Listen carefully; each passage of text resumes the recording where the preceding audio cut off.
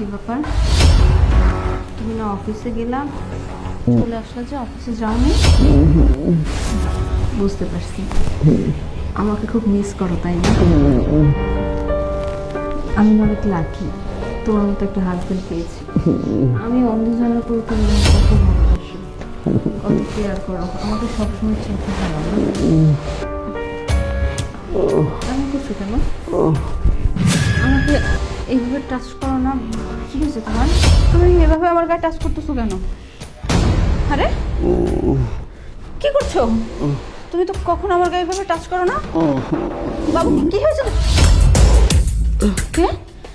আরে বাবা, বাবা, কি হয়েছে বাবু এবার? কি হয়েছে? তুমি চলে আসছো? হ্যাঁ। এই রুমে কে কে এখানে? কেন বাবা? কি? হ্যাঁ বাবা। বাবা? ছি বাবা ছি, তাহলে আপনি এতক্ষণ এখানে ছিলেন? আপনি কি করে পারলেন আপনার ছেলের বউর সাথে এরকম একটা জঘন্যতম কাজ করতে? আপনাকে রুচিতে একবারও বাঁধলো না? আমি তো আপনাকে আমার নিজের বাবা মনে করতাম, কিন্তু কি করে আপনি এই কাজটা করতে পারলেন? কি হয়েছে এবার আমাকে খুলে বলো তো। বাবু, তুমি যখন বাইরে গিয়েছিলা, আমি বেডটা ঠিক করছিলাম, ঠিক তখনই আমার গায়ে যেন পিছন থেকে কে টাচ করছে। আমি ভাবছিলাম তুমি আসছো, কিন্তু আমার গায়ে প্রচুর বাজেভাবে টাচ করাতে আমি বুঝতে পারলাম আমার বাবু তো কখনো আমার দিকে এইভাবে হাত বাড়ায় না। তারপর দেখি যে বাবা। আমি বুঝতে পেরেছি।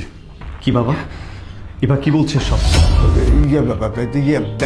বিশ্বাস কর বাবা, আমি না। আরে বৌমার চিৎকার শুনে আমিও তো দৌড়ে আসলাম এখানে। বৌমা এটা কি বলছো তুমি? আমাকে কেন ভাসিয়ে দিচ্ছ? চুপ করো বাবা, আর একটা কথাও বলবো না।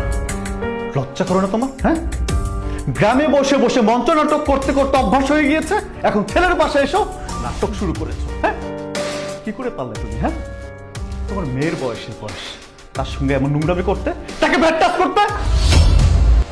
বাবা, আমি তোমাকে ঢাকায় নিয়ে এসেছি কিসের জন্য জানো? এই মেয়েটাকে দেখাশোনা করার জন্য, ওর দেখভাল করার জন্য। যখন আমি অফিসে থাকি, বাইরে থাকি, একা একা চোখে দেখতে পায় না, এক গ্লাস পানি পর্যন্ত ঢেলে খেতে পারে না। আর এর জন্য আমি তোমাকে নিয়ে এসেছি, কারণ তুমি হচ্ছে আমার জন্মদাতা পিতা। যেমন কোলে পিঠে করে আমাকে মানুষ করেছো, ভেবেছি আমার বউটাকে তুমি সেভাবেই টেক কেয়ার করবে। কিন্তু না, আমার তো এখন ঘৃণা হচ্ছে। তোমার রক্ত যে আমার শরীরে, আর তুমি যে আমাকে জন্ম দিছো না, আমার ভাবতেও জাস্ট লজ্জা হচ্ছে। তুমি তো বাবা, তা না হলে তোমাকে থাপড়িয়ে সবগুলো দাঁত আমি ফেলে দিতাম।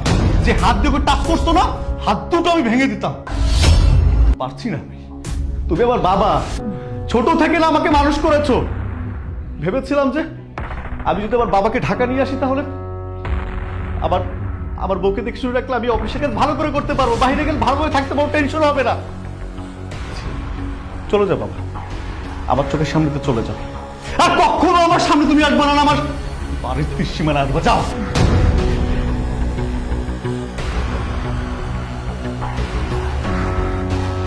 রিল্যাক্স, সব ঠিক হয়ে যাবে।